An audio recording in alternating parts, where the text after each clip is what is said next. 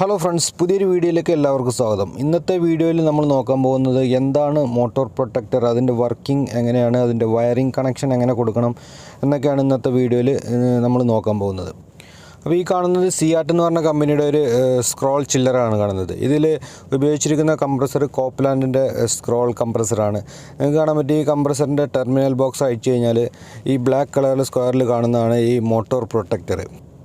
ഈ type motor protector നിങ്ങൾക്ക് screw കംപ്രസറുകളിലും അതേപോലെ സെമി ഹെർമെറ്റിക് റെസിപ്രോക്കേറ്റിംഗ് കംപ്രസറിലെല്ലാം ഈ ടൈപ്പ് മോട്ടോർ പ്രൊട്ടക്ടർ കാണാൻ പറ്റും.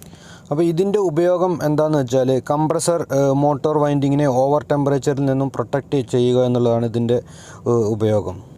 അപ്പോൾ എന്തെങ്കിലും കാരണവശാൽ കംപ്രസറിൻ്റെ മോട്ടോർ വൈൻഡിങ് ടെമ്പറേച്ചർ അബ്നോർമലായിട്ട് ഇൻക്രീസ് ആവുകയാണെങ്കിൽ അപ്പോൾ തന്നെ ഈ മോട്ടോർ പ്രൊട്ടക്ടർ അത് സെൻസ് ചെയ്തിട്ട് ഇതിൻ്റെ റിലേ കോണ്ടാക്റ്റ് ഓപ്പൺ ആക്കുകയും കംപ്രസറിനെ ട്രിപ്പ് ചെയ്യുകയും ചെയ്യുന്നു.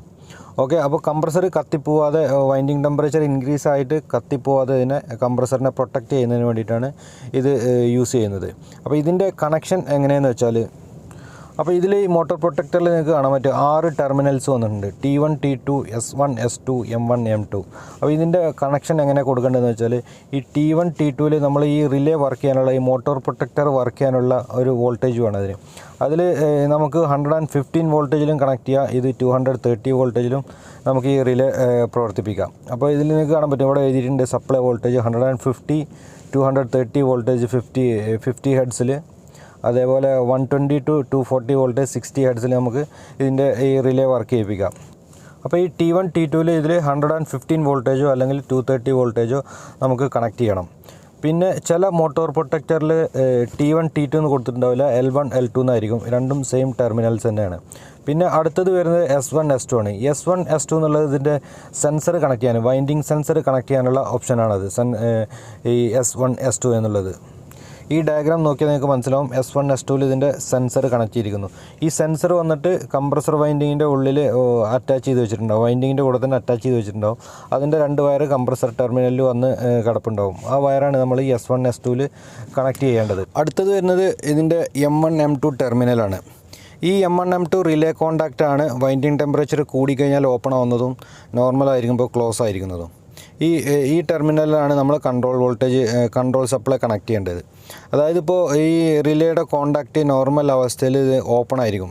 ഇത് എപ്പോഴാണ് ക്ലോസ് ആവുന്നതെന്ന് വെച്ചാൽ നമ്മൾ ഈ T1, T2ൽ ഇതിൻ്റെ സപ്ലൈ വോൾട്ടേജ് കണക്ട് ചെയ്യണം, അതേപോലെ S1, S2ൽ ഇതിൻ്റെ ടെമ്പറേച്ചർ സെൻസർ വയർ കണക്ട് ചെയ്യണം. ടെമ്പറേച്ചർ റേഞ്ച് നോർമൽ റേഞ്ചിലായിരിക്കണം, എന്നാൽ മാത്രമാണ് ഈ M1, M2 എന്നുള്ള ഈ ടെർമിനൽ ക്ലോസ് ആവുള്ളൂ. അപ്പോൾ ഇതിൽ നമുക്ക് കൺട്രോൾ ഇൻപുട്ട് കണക്ട് ചെയ്യേണ്ടത് M1ലാണ് കണക്ട് ചെയ്യേണ്ടത്. ഇൻപുട്ട് M1ൽ ഇതിൻ്റെ ഔട്ട്പുട്ട് നമുക്ക് റിലേയും എല്ലാം ഓക്കെ ആണെങ്കിൽ, വൈൻഡിങ് ടെമ്പറേച്ചർ എല്ലാം ഓക്കെ ആണെങ്കിൽ ഇൻപുട്ടിൽ M1 കൊടുത്തു കഴിഞ്ഞാൽ നമുക്ക് ഇതിൻ്റെ ഔട്ട്പുട്ട് M2 എടുക്കാം. ഓക്കെ, ഇപ്പോൾ ഇതിൽ ഏത് വോൾട്ടേജ് വേണമെങ്കിൽ നമുക്ക് കണക്ട് ചെയ്യാം. 24 220 110 വോൾട്ടേജോ ഏത് വോൾട്ടേജ് വേണമെങ്കിൽ ഈ M1, M2ൽ കണക്ട് ചെയ്യാവുന്നതാണ്. ഒരു എക്സാമ്പിൾ പറയുകയാണെങ്കിൽ, ഈ മോട്ടോർ പ്രൊട്ടക്ടർ ഉപയോഗിച്ചിട്ട് ഒരു കംപ്രസർ കോണ്ടാക്ടറിനെയാണ് കൺട്രോൾ ചെയ്യേണ്ടതെങ്കിൽ, അതായത് ഒരു 220 കോയിൽ വോൾട്ടേജ് ഉള്ള ഒരു കോണ്ടാക്ടറിനെയാണ് ഇത് വെച്ച് കൺട്രോൾ ചെയ്യേണ്ടതെങ്കിൽ ആദ്യം തന്നെ ഈ കോണ്ടാക്ടറിൻ്റെ കോയിലിലേക്ക് A2 ടെർമിനലിൽ നമ്മൾ ഡയറക്റ്റ് ന്യൂട്രൽ കണക്ട് ചെയ്യണം. കോണ്ടാക്ടറിൻ്റെ കോയിലിലേക്കുള്ള ഫേസ് വന്നിട്ട് ആദ്യം തന്നെ ഈ മോട്ടോർ പ്രൊട്ടക്ടറിൻ്റെ M1ൽ പോകണം. M1ൽ കൊടുത്തു കഴിഞ്ഞാൽ ഇതിൻ്റെ ഔട്ട്പുട്ട് നമുക്ക് M2ൽ കിട്ടും. M2 എടുത്തിട്ട് വേണം നമ്മൾ കോണ്ടാക്ടറിൻ്റെ A1 ടെർമിനലിലേക്ക് ഫേസ് കൊടുക്കാൻ വേണ്ടിയിട്ട്. അപ്പോൾ ഇതേ രീതിയിൽ വയറിങ് ചെയ്യുകയാണെങ്കിൽ ഇൻ കേസ് എന്തെങ്കിലും കാരണവശാൽ ഈ മോട്ടോർ പ്രൊട്ടക്ടർ വൈൻഡിങ് ടെമ്പറേച്ചർ കൂടുതലാണെന്ന് സെൻസ് ചെയ്യുകയാണെങ്കിൽ ഈ റിലേ കോണ്ടാക്റ്റ് ഓപ്പൺ ആക്കും, M1, M2 ഓപ്പൺ ആക്കുകയും ഈ കോണ്ടാക്ടറിൻ്റെ കോയിലിലേക്കുള്ള സപ്ലൈ ഡിസ്കണക്ട് ചെയ്യുകയും അങ്ങനെ കംപ്രസറിനെ പ്രൊട്ടക്റ്റ് ചെയ്യുകയും ചെയ്യുന്നു. ഓക്കെ, ഇതേ രീതിയിലാണ് അതിൻ്റെ വർക്കിംഗ്. അപ്പോൾ ഈ കാണുന്നത് ഇപ്പോൾ ഒരു ചില്ലറിൽ കൺട്രോൾ അപ്ഗ്രേഡ് ചെയ്തുകൊണ്ടിരിക്കുന്നതാണ്. അപ്പോൾ ഇതിലെങ്ങനെ മോട്ടോർ പ്രൊട്ടക്ടർ കണക്ട് ചെയ്തതെന്ന് വെച്ചാൽ ഡയറക്റ്റ് കംപ്രസർ കോണ്ടാക്ടറിനല്ല ഇത് കൺട്രോൾ ചെയ്യുന്നത്.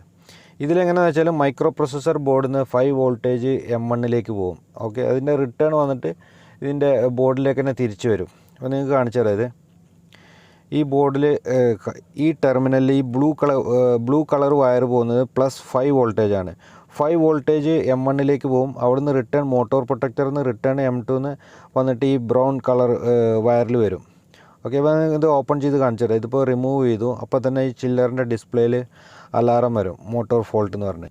അതായത് മൈക്രോ പ്രോസസ്സർ ബോർഡിൽ നിന്നും 5 വോൾട്ട് പോയി M1ലേക്ക് പോയി M2ൽ നിന്ന് തിരിച്ച് റിട്ടേൺ ബോർഡിലേക്ക് വന്നിട്ടില്ലെങ്കിൽ കൺട്രോളർ അത് ഐഡൻറ്റിഫൈ ചെയ്യും, മോട്ടോർ പ്രൊട്ടക്ടർ ട്രിപ്പ് ആയിട്ടുണ്ട്.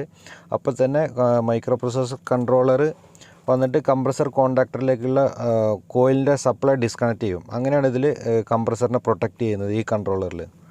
അപ്പോൾ ഈ മോട്ടോർ പ്രൊട്ടക്ടറിൻ്റെ M1 M2ലേക്കുള്ള കൺട്രോൾ വോൾട്ടേജ് എല്ലാ യൂണിറ്റിലും സെയിം ആയിരിക്കണം എന്നില്ല, എല്ലാം ഡിഫറെൻ്റ് ആയിരിക്കും. ഓരോ കമ്പനിയുടെ വയറിംഗ് അനുസരിച്ചിട്ട് അത് മാറിക്കൊണ്ടിരിക്കും.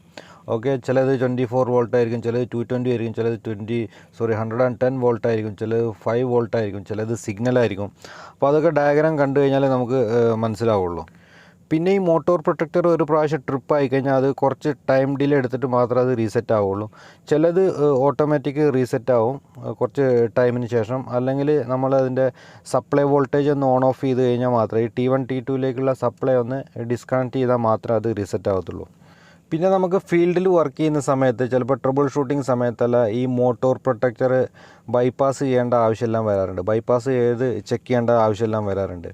അപ്പോൾ ഈ മോട്ടോർ പ്രൊട്ടക്ടർ എങ്ങനെ ബൈപ്പാസ് ചെയ്യേണ്ടതെന്ന് വെച്ചാൽ 2 രീതിയിൽ നിങ്ങൾക്ക് ഈ മോട്ടോർ പ്രൊട്ടക്ടർ ബൈപ്പാസ് ചെയ്യാം. ഒന്നാമത്തേത് ഇതിൻ്റെ S1 S2 ടെർമിനലിൽ ഒരു റെസിസ്റ്റർ കണക്ട് ചെയ്തിട്ട് നമുക്ക് ഈ മോട്ടോർ പ്രൊട്ടക്ടർ ബൈപ്പാസ് ചെയ്യാം. രണ്ടാമത്തെ രീതി എന്ന് പറയുന്നത് M1 M2ലെ ടെർമിനൽ തമ്മിൽ ലൂപ്പ് ചെയ്ത് കഴിഞ്ഞാൽ ഷോർട്ടായി കഴിഞ്ഞാൽ നമുക്ക് ഈ മോട്ടോർ പ്രൊട്ടക്ടർ ബൈപ്പാസ് ചെയ്യാവുന്നതാണ്. അങ്ങനെ ഈ 2 രീതിയിൽ നമുക്ക് ഈ മോട്ടോർ പ്രൊട്ടക്ടർ ബൈപ്പാസ് ചെയ്ത് ചെക്ക് ചെയ്യാവുന്നതാണ്. ജസ്റ്റ് ടെസ്റ്റിങ്ങിന് വേണ്ടി മാത്രം. ഇത് ബൈപ്പാസ് ചെയ്തിട്ട് ഒരിക്കലും കംപ്രസർ റൺ ചെയ്യാൻ പാടില്ല.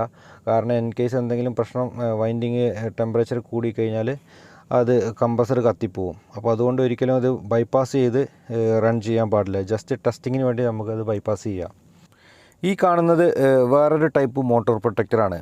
ഓക്കെ, ഇത് നിങ്ങൾക്ക് കാണാൻ പറ്റും. ഇതിൽ സെൻസർ കണക്ട് ചെയ്യാനുള്ളത് കോമൺ S1 S2 S3. ഇതിൽ 3 സെൻസർ നമുക്ക് കണക്ട് ചെയ്യാം. മുൻപ് നമ്മൾ കാണിച്ചത് S1 S2 എന്ന് മാത്രമേ ഉണ്ടായതുള്ളൂ. ആ ടൈപ്പ് മോട്ടോർ പ്രൊട്ടക്ടർ ഉപയോഗിക്കുന്ന കംപ്രസറുകളിൽ വൈൻഡിങ്ങിൻ്റെ ഉള്ളിൽ 3-4 സെൻസർ വൈൻഡിങ് സെൻസർ സീരീസ് ആയിട്ടാണ് കണക്ട് ചെയ്തിട്ടുണ്ടാവുക. ഈ ടൈപ്പ് മോട്ടോർ പ്രൊട്ടക്ടർ ഉപയോഗിക്കുന്ന കംപ്രസറുകളിൽ സെപ്പറേറ്റ് വൈൻഡിങ് സെൻസർ വന്നിട്ട് ഇതിൽ കണക്ട് ചെയ്യാവുന്നതാണ്.